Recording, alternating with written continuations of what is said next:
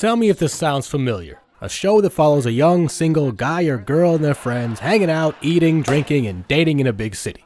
I'm guessing a long list of shows probably comes to mind. Even if we narrow the city down to just New York, still a pretty long list. Now, how many of those shows have a subtle and diverse yet cohesively gorgeous look and are able to maintain an overall lighthearted, funny vibe while seamlessly mixing in more dramatic elements and thought-provoking episodes tackling complex social issues in an approachable manner without coming off as corny, preachy, pretentious, or up their own ass?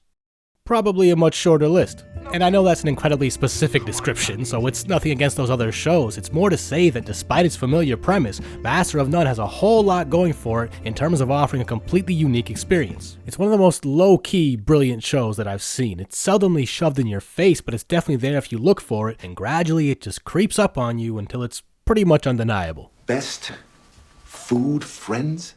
The show follows Dev Shah, an actor and food enthusiast played by Aziz Ansari, and we get an intimate look into his personal and professional life through a wide variety of cleverly written scenes on topics ranging from pretty trivial but relatable things like tipping and how to get good at bowling. Yeah, pro bowlers are the people that practice bowling all the time. To more insightful conversations on deeper subjects like race and religion. Look, man, you can drink, you can eat pork, you can smoke Mary Jane.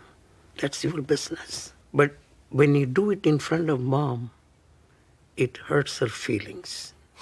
The most impressive thing here is how they're able to weave these more serious themes within the more playful vibe of the show. They don't get preachy or self-righteous about it. They don't pretend like they have all the answers as if they can solve racism or sexism and shit like that. Instead, they approach it all in a nuanced way from multiple perspectives, carefully balancing between levity and genuinely thought-provoking insights. So don't follow women around and don't write, "I want to fuck your face" on Instagram? I'll do it. The tone of the show is fairly grounded and realistic, which is complemented by a frequent use of long takes with fluid camera movements. And while it is slower than most shows, I wouldn't even call it a slow pace because there are still energetic scenes here as well. So it's more of a balanced pace where the editing is dictated by the material, which is how I think it should always be done because, you know, a slower pace for the sake of a slower pace. It's just boring. But at the same time, overly quick cutting isn't much better. But I notice a lot of shows I watch, even ones I like, tend to lean towards a quicker pace almost uniformly. It's like cut every 3 seconds, but not because it's what the scene calls for, because they don't want to see you get married. They just want to keep you engaged. That had a better ring to it in my head. Sorry, I'll divorce myself from the metaphor, just like Master of None divorces itself from convention.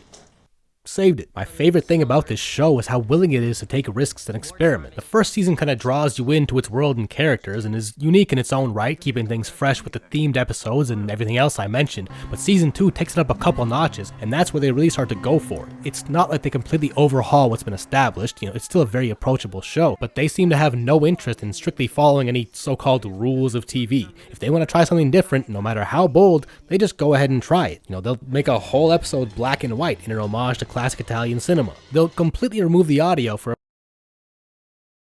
to show us the world from a deaf woman's perspective. I deadass almost tossed my laptop because I thought my speakers were broken again. Come on, man, not again. What the fuck you, Steve Jobs.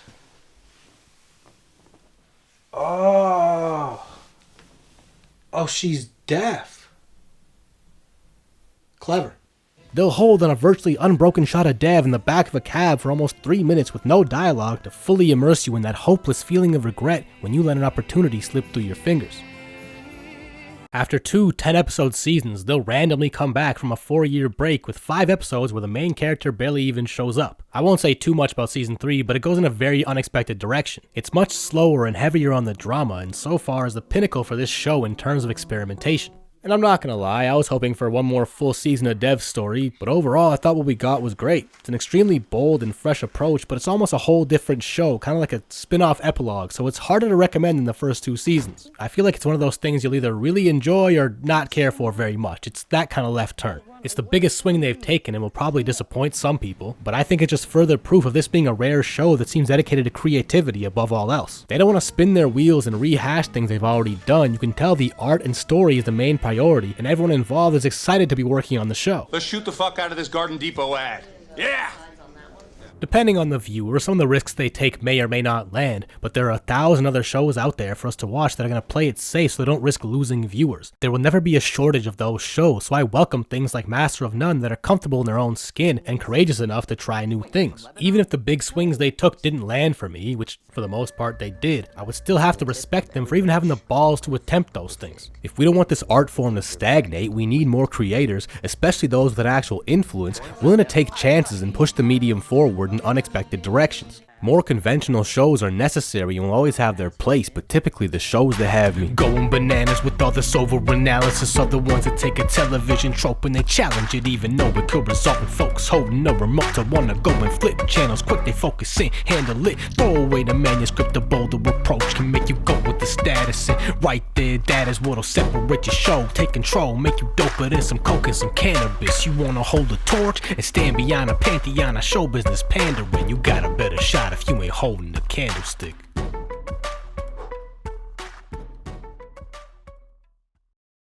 Going bananas with all this over.